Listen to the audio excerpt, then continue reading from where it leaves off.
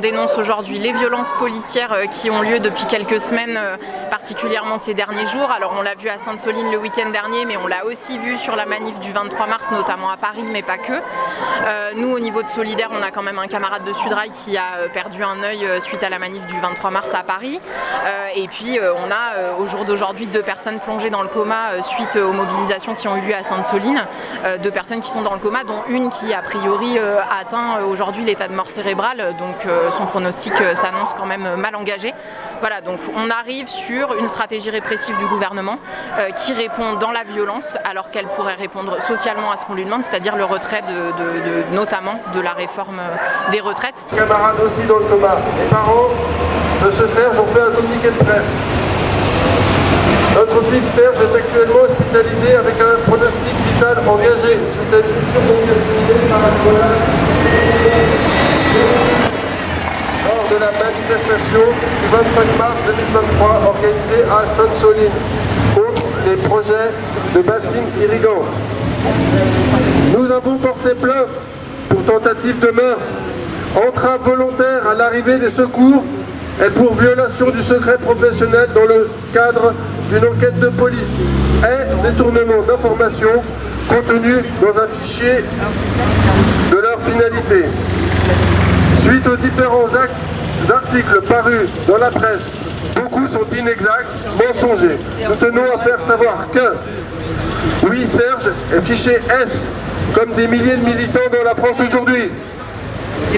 Oui, Serge a eu des problèmes judiciaires comme la plupart des gens qui se battent contre l'ordre établi. Oui, Serge a participé à de nombreux rassemblements anticapitalistes comme des millions de jeunes dans le monde qui pensent qu'une bonne révolution ne serait pas de trop et comme des millions de travailleurs en lutte actuellement contre la réforme des retraites. Nous considérons qu'il ne s'agit là nullement d'actes délictueux qui saliraient notre fils, mais que ce sont des actes, au contraire, tout à son honneur. Bravo à son courage. Le savent, mais ils ont choisi d'imposer ces méga-bassines pour maintenir à tout prix l'agriculture industrielle aux effets sanitaires, climatiques et humains désastreux.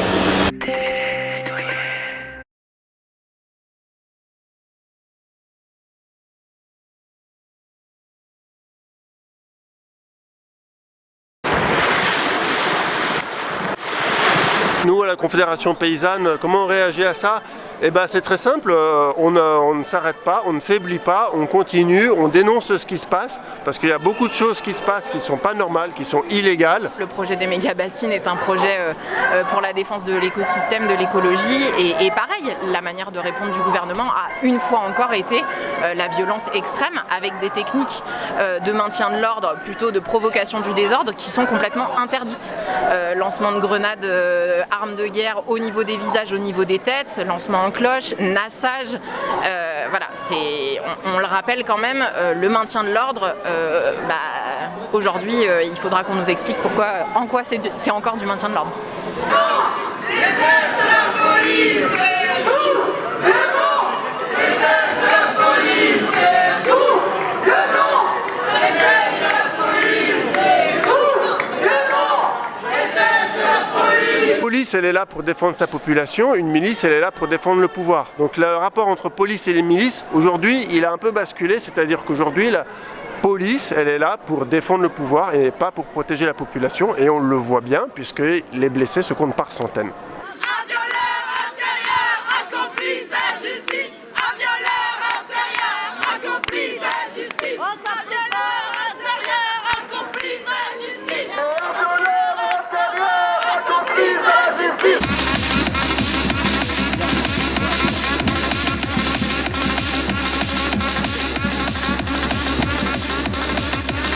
Avec les violences policières, oui, mais aussi avec la mobilisation de Sainte-Soline, ce qui s'est passé le week-end dernier, où une énorme répression s'est abattue sur les manifestants qui étaient juste venus pacifiquement défendre le droit à l'eau et le droit à la terre pour tous, à une agriculture aussi plus respectueuse de l'environnement et qui défend aussi l'avenir de nos enfants pour préserver le climat pour l'humanité entière. Et la réponse du gouvernement a été la répression et l'intimidation générale avec des moyens énormes déployés juste pour faire taire ces militants.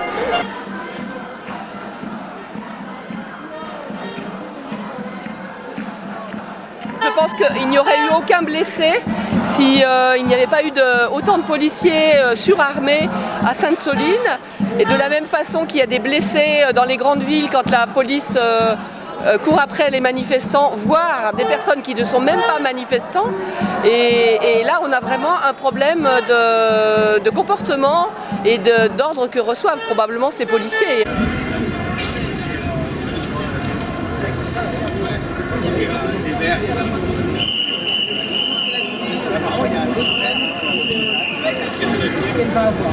La première chose à faire, c'est de signer la pétition qui demande la dissolution des Braves M à Paris, ou qui pose d'énormes problèmes. Et puis, il faut également demander l'interdiction des armes létales. Il est tout à fait normal qu'un État de droit protège et encadre des manifestations, et que cet État poursuive et matraque et mutile des manifestants, des citoyens pacifiques, c'est absolument inadmissible et ça va contre le droit à manifester qui est pourtant inscrit dans notre Constitution.